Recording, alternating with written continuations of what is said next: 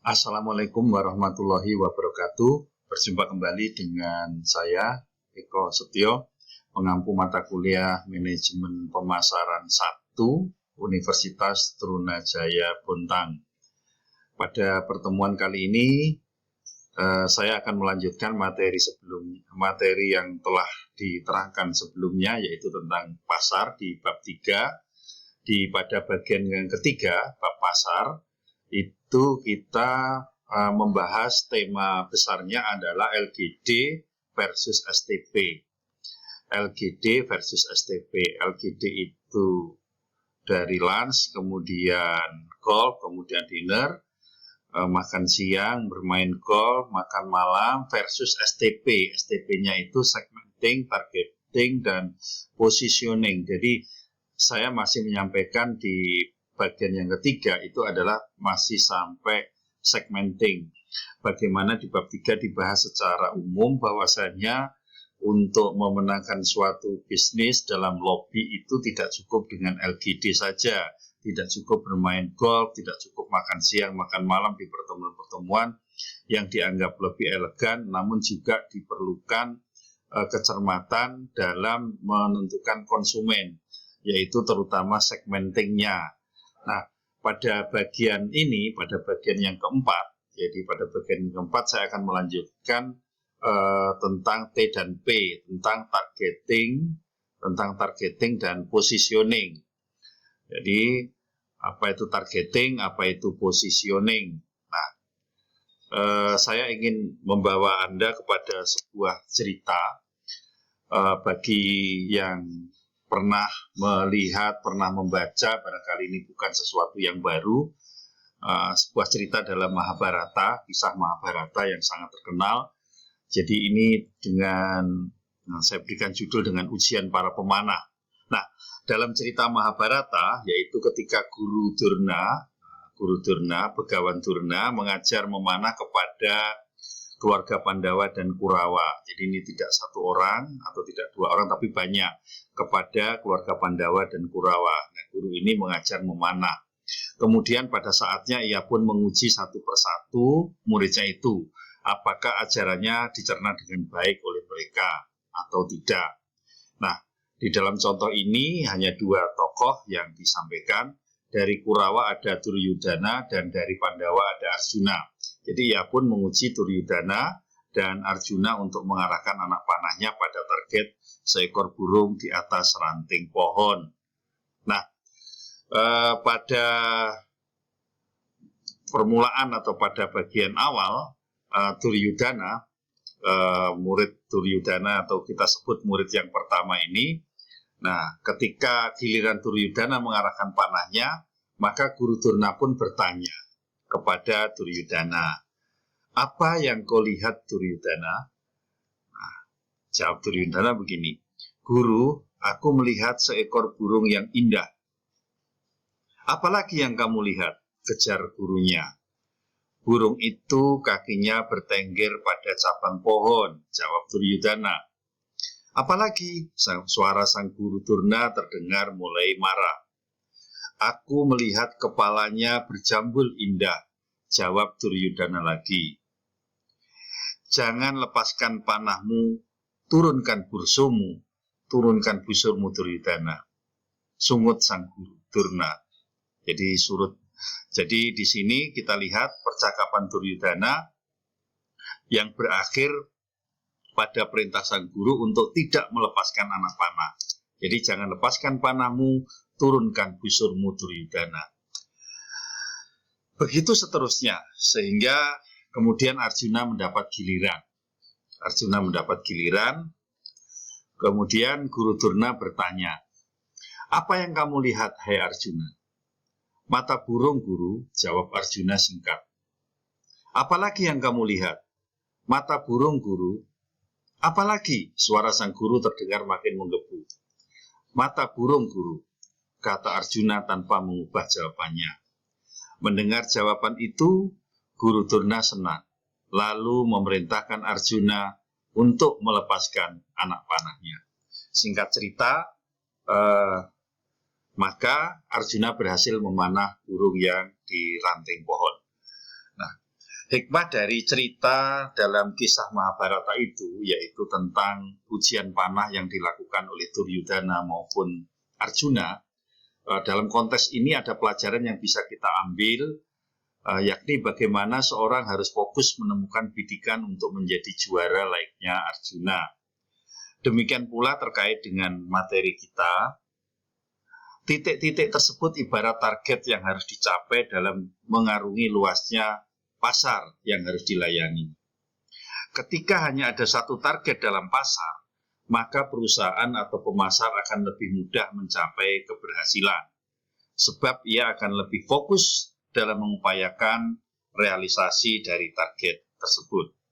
Nah, itulah sekelumit kisah tentang Arjuna dan Duryudana dalam kisah pewayangan Mahabharata.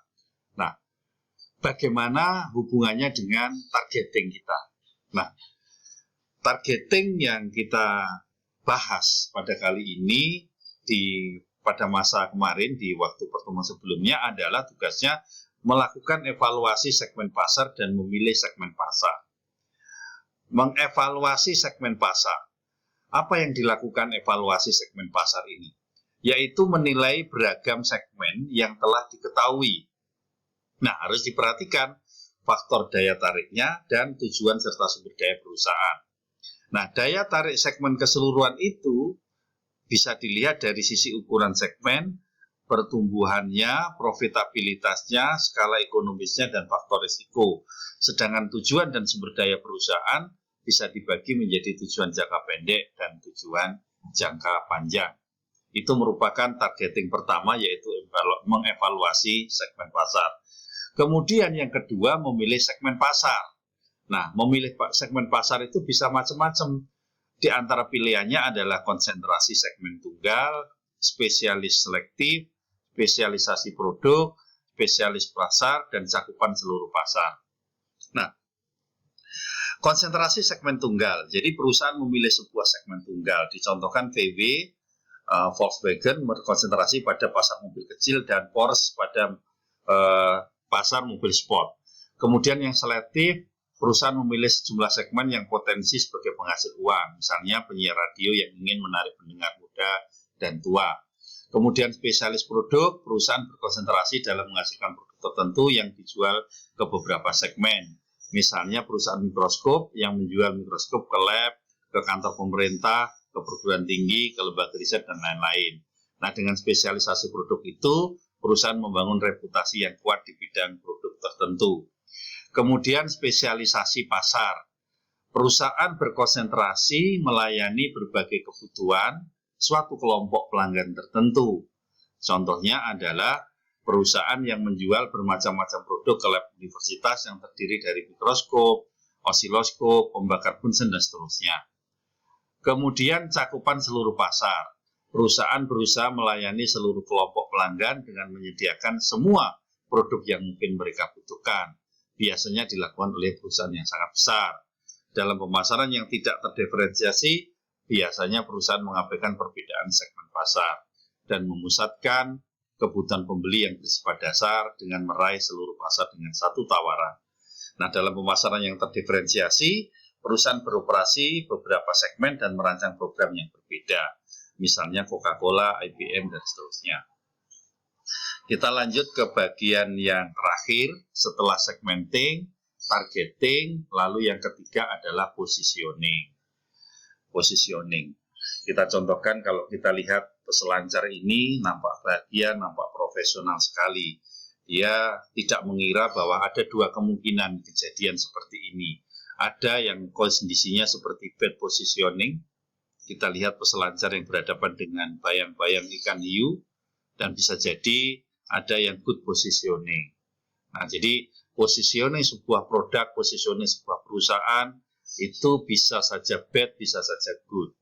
Nah, apa sih positioning? Product positioning adalah penempatan produk, adalah tindakan dalam merancang produk dan bauran pemasaran agar dapat tercipta kesan tertentu di ingatan konsumen, sehingga konsumen segmen memahami dan menghargai apa yang dilakukan perusahaan. Nah, langkahnya apa? Yang pertama, mengenali keunggulan bersaing potensial. Yang kedua, memilih keunggulan bersaing. Yang ketiga, mengisyaratkan keunggulan bersaing. Nah, tujuannya apa? Yang pertama, menempatkan produk pada suatu posisi image yang dibangun sehingga produk dapat dikenal berbeda dengan produk para pesaingnya. Saya ulang, produk dapat dikenal berbeda dengan produk para pesaingnya. Yang berikutnya, menempatkan posisi produk untuk menyampaikan pesan khusus pada brand image produk kepada pelanggan. Yang ketiga, menyampaikan hasil yang diinginkan dengan melakukan strategi penempatan produk dari sisi kualitas pesan yang tersampaikan dan kuantitas penjualan yang ingin dicapai. Ini contoh. Jadi kalau kita bicara Colgate, ya contohnya berarti orang terposisikan Colgate itu adalah sebagai protection. Kalau orang bicara Lux, Abun, Glamour, Pond's, Confident, Axe, Sexual Attraction, Gillette, Quality. Ini contoh positioning produk di mata konsumen. Nah, jadi kalau orang, katakanlah kalau di Indonesia, orang punya mobil Mercedes-Benz, atau barangkali Lamborghini, itu terkesan mewah. Kalau produk yang lain, barangkali yang produk-produk untuk angkutan umum dan lain-lain itu tergolong biasa, bukan mewah. Nah, kemudian itulah materi kita, bab pasar telah selesai sampai batasan STP dan versus dengan LGD. Jadi kesimpulannya bahwasanya dalam subbab atau tema 3 dan tema 4 bahwa dalam melobi tidak cukup dengan, atau dalam kita berbisnis, dalam memasarkan barang tidak cukup dengan mengandalkan LGD, dengan mengandalkan lobby-lobby yang sifatnya kelihatannya elegan, namun ini sudah tidak berlaku, tetapi kita harus betul-betul menerapkan apa yang disebut dengan segmenting, targeting, dan positioning. Jadi segmentasi kita di mana, segmen pasar kita di mana, target pasar kita di mana, dan posisi kita itu mau menempatkan produk kita di mata konsumen seperti apa. Jadi itu yang bisa saya sampaikan. Terima kasih atas perhatiannya. Sampai berjumpa di bab 4. Terima kasih, tetap jaga kesehatan. Wassalamualaikum warahmatullahi wabarakatuh.